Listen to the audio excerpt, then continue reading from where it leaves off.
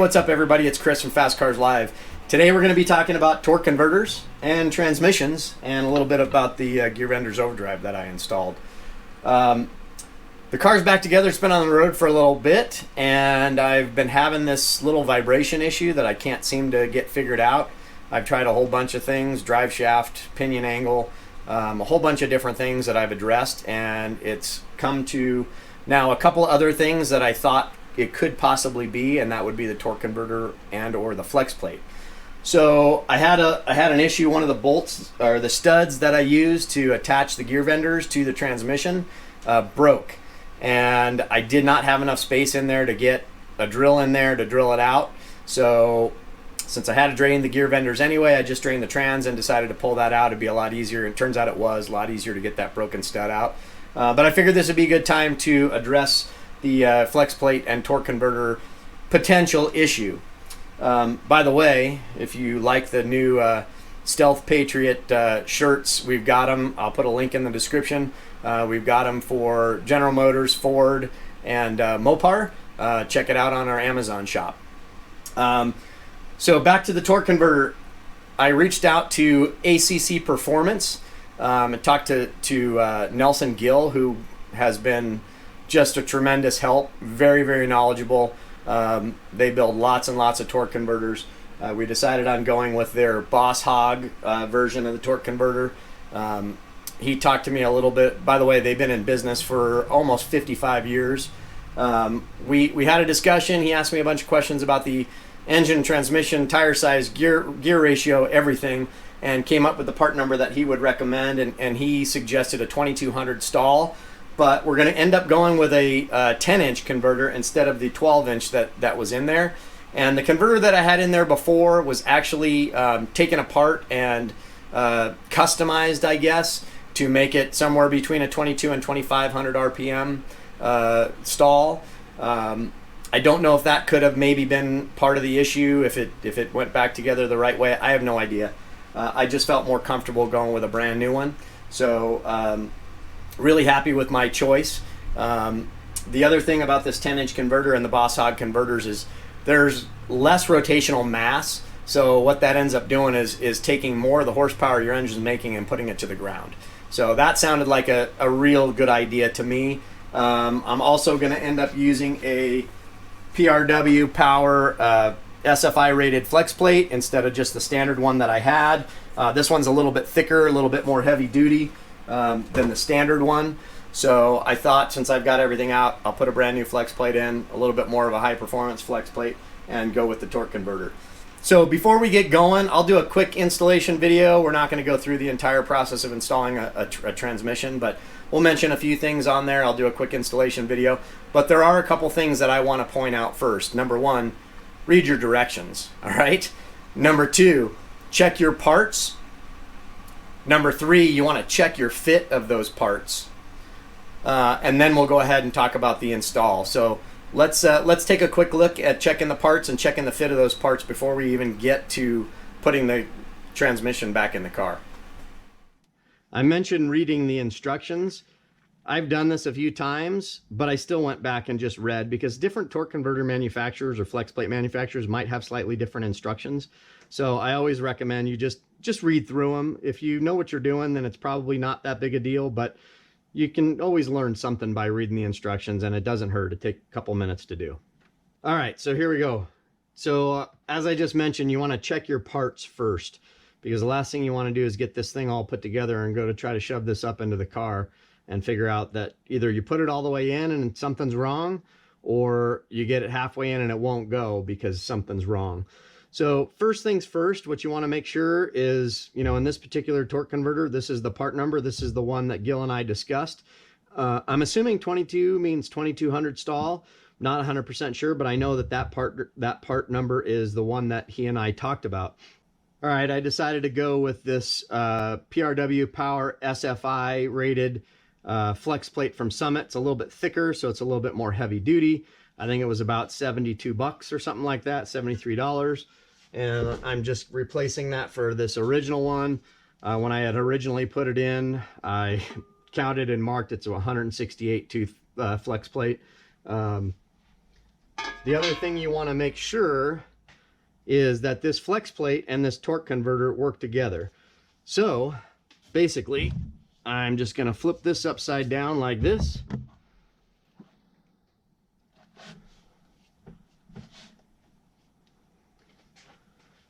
I'm going to grab my flex plate like this and just check to make sure that the holes line up. So you may have to spin it around so you can check the alignment of the holes. And it looks like we're all good. All the holes line up. So this flex plate and this torque converter will work together. The other thing you want to make sure of is you want to make sure you check this flex plate, this torque converter has the threaded type tabs on it. The original one, and I'll show you a picture of it, the original one just had the little flat tabs that you had to put a nut behind. So the bolts will go run right through and make sure they hook up to the tabs on the flex plate. The other thing you want to make sure is, like I did, if you use the ARP torque converter bolts, you get the bolt and the nut kit. It's a different thread than what happens to be in these tabs. So check your threads if you end up going with the threaded kind. These ended up being I believe they're 3/8 by 16 thread. So I just went down and got some grade 8 bolts. I probably will eventually swap those out for some ARP, but for right now, that will work. So make sure you have those parts. The last thing that you want to do, well, not the last thing, but the other thing you want to do is you want to check the hub on the torque converter. Make sure that fits. So basically what I did is I just went in and double checked 1.69. I measured the one on the old torque converter, also 1.69. I then went and took this and actually held it up to the crank to make sure that this goes in without binding. All right, before we get going to the next step and putting the converter on the transmission, I'm gonna put a quart of fluid in it. Oops. All right, that took a little bit. What helped is pouring it in slow, because I dumped a bunch over the side to begin with, and then every once in a while I just kind of tilt it up like this and then spin it and just move it around and help the fluid to settle to the bottom. Next thing is get it on the transmission. All right. Now we're going to put the converter into the transmission. This might be one of the most important parts. This is a part that I screwed up the very first time that I did this, and it cost me a thrust bearing in the crankshaft. So you want to be really careful about how you do this. Follow the instructions which come with the Boss Hog converter. And then the other thing you want to do is just put a little bit of grease. I usually use red grease. Put a little bit of grease around the snout of the converter. And if you can get it on the seal of the transmission, because that'll help keep it from leaking. Also help keep it from wearing the snout on the converter. By the way, for those first gen Camaro guys, if you guys like the Burnout Zone t-shirt, that's also in our Amazon shop as well. So here we go. Just take a little bit of red grease just on your finger. So just a little bit of grease around here. That's all you really need to do. And then if you notice, there are two little slots in the snout of the converter. If you look inside the transmission, there's two little ears. You're basically trying to line up those two little slots with the ears, and then there's two sets of gears on the transmission, two sets of gears inside the converter. We want to make sure that those all go together the right way. You should hear two distinct, or feel two distinct clunks. That way you'll know it's in. I try to just kind of line them up going in. And then you're just going to turn it clockwise, and you can feel 1, 2. And then if you feel the back of the converter and you can take a look, you'll know there's not a lot of space in there. If you have a bigger converter, sometimes it's harder to get your fingers up inside there, but I can just get my hand in there and feel that it's all the way down. The other thing you'll notice is the converter will slide out back and forth, and then if you turn it, you can actually hear it engaging the gears in the pump. So I'm pretty sure that's in. The way to be 100% sure that's in, we'll show you when we get it in the car. The one last thing I'm going to do, but I won't do it till right before I put it in the car, is I'm going to put a little bit of red grease. I put some inside the crank on the the part that contacts here, I'm just going to put a little bit more right on the outside of the nose of the converter. That way we just make sure that it doesn't bind when everything's going in and lining up. The other thing I'm going to do is go ahead and clean up these ARP flex plate bolts. I put a little thread locker, a little Loctite blue on them, just kind of as peace of mind. The instructions say to put some ARP assembly lube on the back side of the head. I just decided to put a little thread locker, just like I said, for peace of mind, make sure they won't come out. But I'm going to go ahead and clean this up. I'm also going to clean up what is on the threads on the crankshaft itself, just to make sure we get a good, nice, easy spin in and the correct torque. All right, I'm going to go ahead and just clean up the face and the inside of this crankshaft, and probably just run a little thread chaser in through the holes, just to make sure there's no thread locker still in there.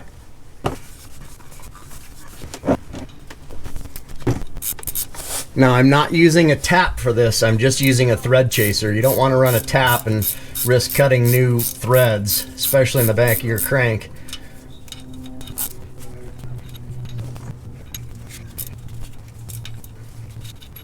All right, the last thing I'm going to do is just put a little bit of red grease. You can use white lithium grease, whatever you want. Just put a little bit of red grease on the inside of the crankshaft, where the nose, the hub of the torque converter goes, just to keep it from binding as it goes in.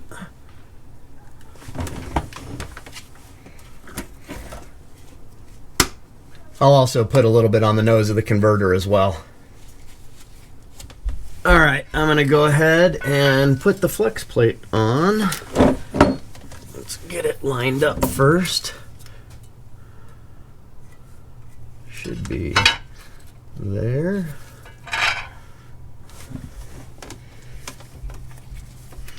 And we'll just take a little bit of this ARP assembly lube.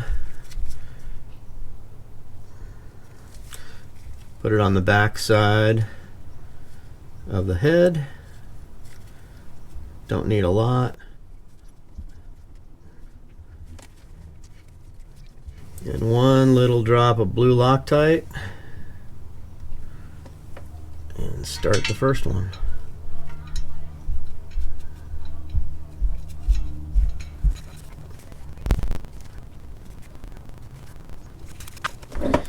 All right, now we're just going to torque them down in 2 even ways to, I've seen 60 or 65 pounds. I'm just going to go ahead and split the difference, do 62, but I'm going to go 30 and then 62. And when I get to the 62, I'm going to have to put a screwdriver or something so this crank doesn't rotate.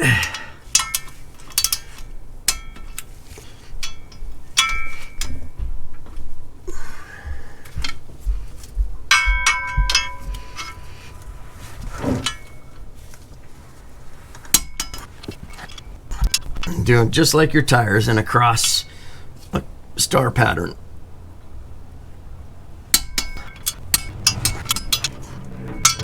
That's it.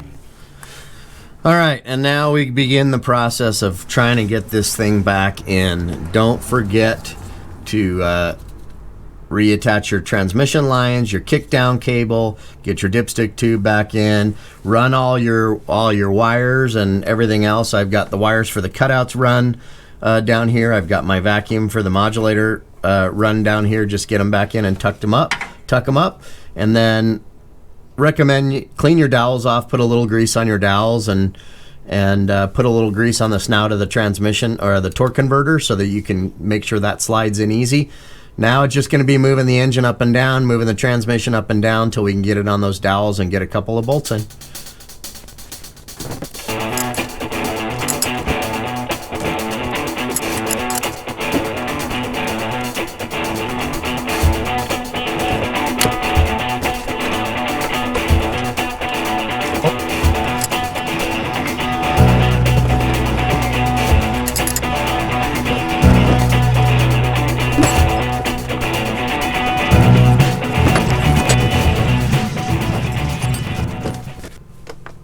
All right, it looks like I've got them both lined up pretty good. They're not all the way in.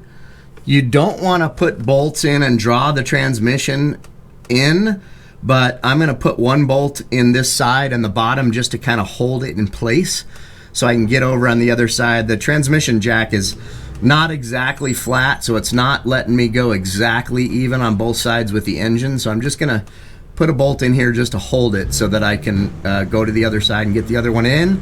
Then I can reposition the jack a little bit and hopefully get it to work.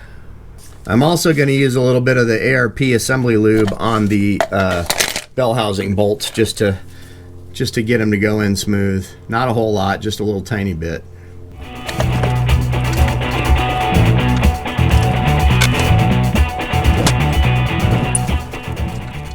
I'm just kind of pushing the transmission evenly on both sides up against the dowels while I snug that bolt up. Now I'm going to go get one on the other side.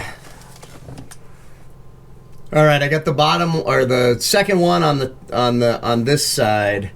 I'm going to get 2 more bolts in, and then I'm going to reposition the jack to get the tail of the transmission up a little bit more so it can go all the way flush before I torque these bolts down. All right, I got 4 of the bolts in. I feel pretty good about that. I've got the jack under the engine holding it up. I'm going to just push the transmission jack back just slightly so that I can get everything lined up the way I want it. It looks like the 2 top bolts are flush. The bell housing is flush with the engine. So I'm going to go up top and put the last 2 bolts in. Okay, so the last thing we're gonna do is we're gonna check the clearance between the torque converter and the flex plate. What you want is you want between 1/16 and 5/16 of play. If it doesn't move more than 1/16, it's too tight. If it moves more than 5/16, then what you need to do is put a spacer in between the torque converter pad and the flex plate to make sure you don't have that much space.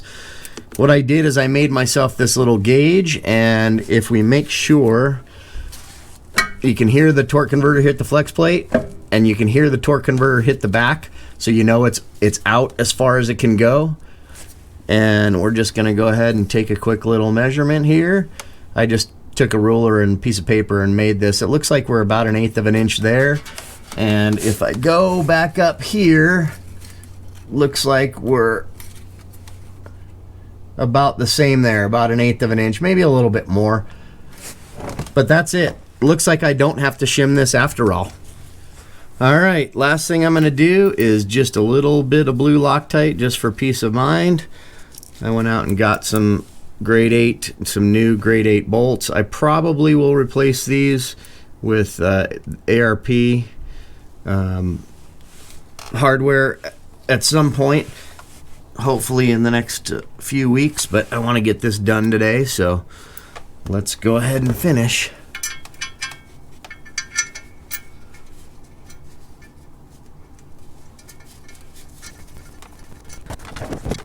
Looks like I got to turn the crank just a little bit more to be able to get my torque wrench in there. Okay, I'm going to do these in 2 equal increments. First one to 25 foot-pounds, the second one to 50 foot-pounds. I may need to get no, that's about 25 there. And then I'll go back and put them all in at 25, and then I'll go back and torque them all to 55. All right, so we're gonna check it out here. Let's see how this converter does with the 10.5 inch or 10 inch converter instead. Here we go. Oh yeah.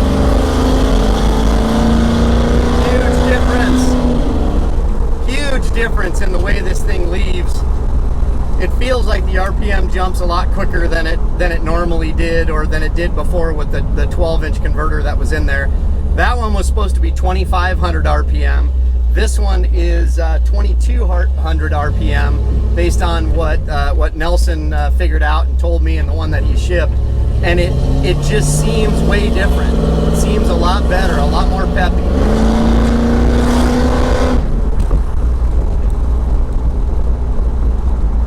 Yeah, this feels really good. I'm really happy about this converter.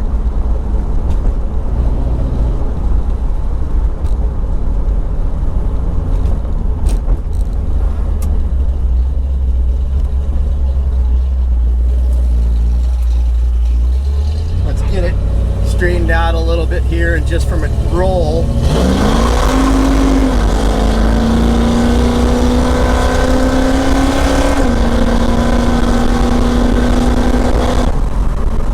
even with a little bit of a roll, it still breaks the tires loose.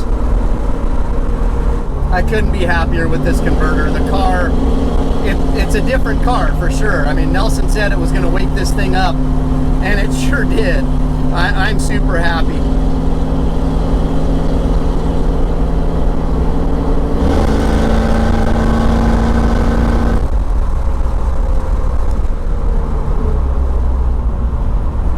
Let's give it one more here. One more from a dead stop. Let's see how we do here.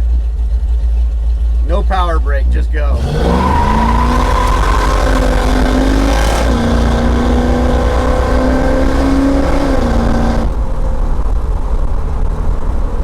Love it. Nice crisp shift still. I love it. Really, really happy.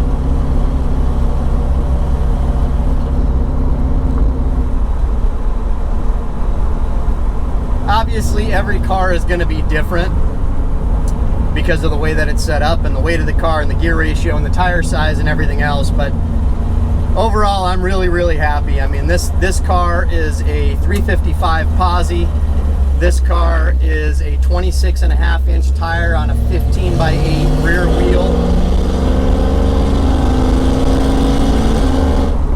Just a little 350 Chevy. Mild cam and this converter. It's not, you know, it's not a 10-second car by any means. I don't know what it's going to be, but my guess it'd probably be somewhere in the low 13s. A couple more things, maybe get it to a high 12, but I'm happy. I mean, this is what I built it for. I built it just to be a cruiser. A lot of fun.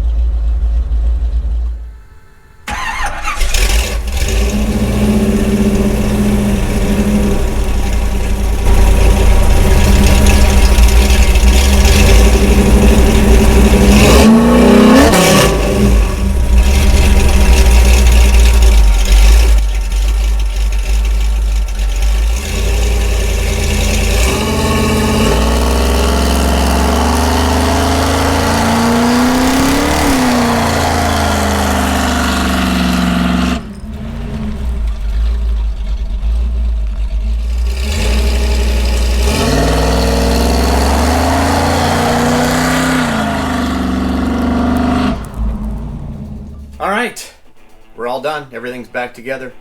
If you wanted to know if a torque converter can make a difference, the answer is yes. In my experience, going from that 12-inch 2500 stall converter down to a 10-inch 2200 stall converter, the car just feels much more snappy. I'm really happy that I decided to make the change, and I'm really happy I decided to pick the Boss Hog converter from ACC Performance. I do want to thank them for sponsoring today's video. Especially want to thank Nelson Gill for his guidance, his help, and especially his patience through this whole process. I really appreciate everything he did for me. Everything's put back together. The test drives are done. Everything actually works. I'm thrilled how it turned out. I know we didn't talk a whole lot about the Gear Vendors Overdrive. Let's just say it was one of the best investments that I made in my car. Their products and their customer service is fantastic. Their guys are great. I'm not getting paid to say that. I would definitely recommend taking a serious look at Gear Vendors if you're looking to do any kind of overdrive for your ride. They can do it for manual and automatic as well. There's lots of good videos out there on YouTube.